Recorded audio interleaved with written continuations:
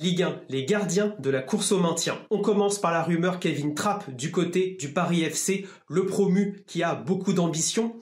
Ça serait un retour dans la capitale pour l'ex-parisien et surtout un contrat de mannequinat pour la suite de sa carrière. Donc on voit un peu les synergies entre LVMH et le PFC. C'est le quotidien allemand Bild qui apporte cette information.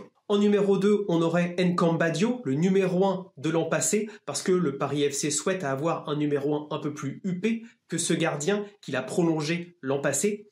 Et en tant que numéro 3, on aurait Rémi Rioux, l'ex-lyonnais et nantais. Du côté de Lorient, on a laissé partir le meilleur gardien de Ligue 2 avec Mvogo, qui avait un contrat trop élevé pour les finances du club.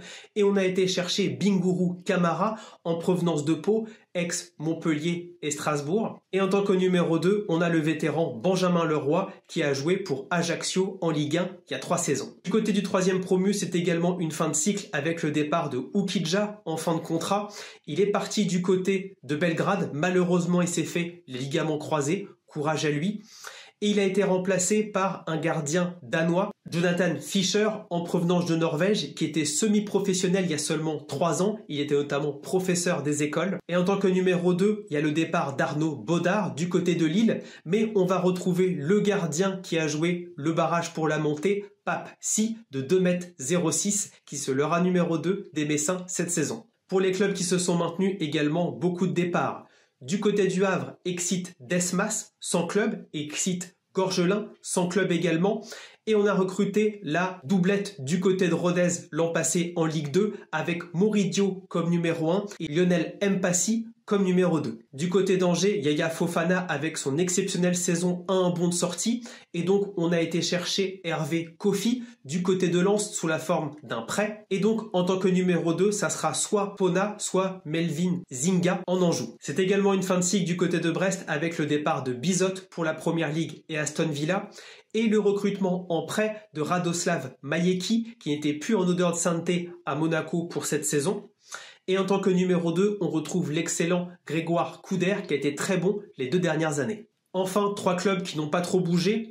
Nantes avec Lopez comme numéro 1 et Karl Green comme numéro 2. À noter le prêt de Alban Lafont du côté du Panathinaikos jusqu'à la fin de la saison.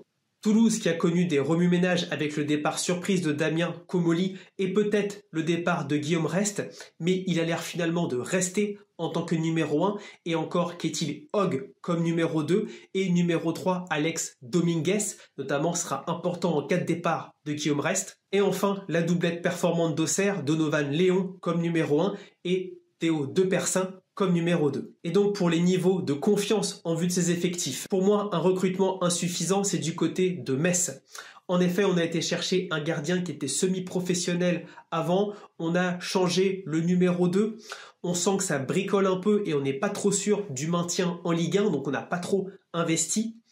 C'est également le cas du côté de Lorient, on a été chercher un gardien titulaire en Ligue 2 et performant, mais qui à chaque fois qui a été en tant que numéro 1 en Ligue 1 n'a pas été très performant. Et en tant que numéro 2, on a un gardien qui n'a pas réussi à être performant en Ligue 1 il y a quelques saisons. Donc je trouve que c'est un peu trop faible pour se maintenir. 4 équipes qui ont un recrutement un peu juste. Tout d'abord Angers. En effet, l'arrivée de Hervé Kofi ne va pas remplacer celle de Yaya Fofana qui était très performant, donc je trouve que c'est un peu juste, même si on pense que Pona a beaucoup de potentiel, donc à voir pour le développer. Ensuite, Le Havre, on va chercher 2 gardiens en Ligue 2, alors que les 2 gardiens de l'an passé, qui étaient également des gardiens de Ligue 2 un peu plus, n'étaient pas très performants, donc je pense que ça va être encore juste cette année. Le FC Nantes qui n'apporte pas une grosse concurrence à Anthony Lopez qui commence à vieillir et je pense qu'avoir un numéro 2 un peu plus performant pour le pousser à la performance aurait été judicieux. Et enfin Toulouse, j'ai pas trouvé les gardiens de Toulouse performants l'an passé, y compris Guillaume Rest, donc j'aurais aimé peut-être aller lui chercher un numéro 2 un peu plus costaud, mais je pense que la situation de la gouvernance du club a fait qu'on n'a pas pu faire ce genre de mouvement. Des effectifs suffisants. Auxerre, ça a été performant l'an passé et on a vu également que Depersin est capable de jouer en cas de blessure de Léon. Donc je pense que c'est vraiment une doublette, voire une triplette avec Tom Negrel qui peut continuer à fonctionner. Également le Paris FC qui a beaucoup d'ambition et donc on a déjà un gardien performant avec N'Kambadio, eh bien aller chercher un gardien encore d'expérience, ça peut être intéressant en vue d'aller chercher beaucoup plus que le maintien. Et enfin 4 sur 4 Brest. Pour moi, on a déjà un bon gardien numéro 2 avec Grégoire Couder et aller chercher Mayeki qui était performant avec Monaco sur certaines périodes de jeu et qui a été performant en Belgique. Je trouve que c'est un super mouvement pour continuer à faire grandir le club et assurer le maintien assez rapidement. Dites-moi ce que vous en pensez en commentaire, les supporters. C'est super intéressant d'avoir vos retours en tant que supporters. Et surtout, il y a une prochaine vidéo qui arrive sur la course au titre.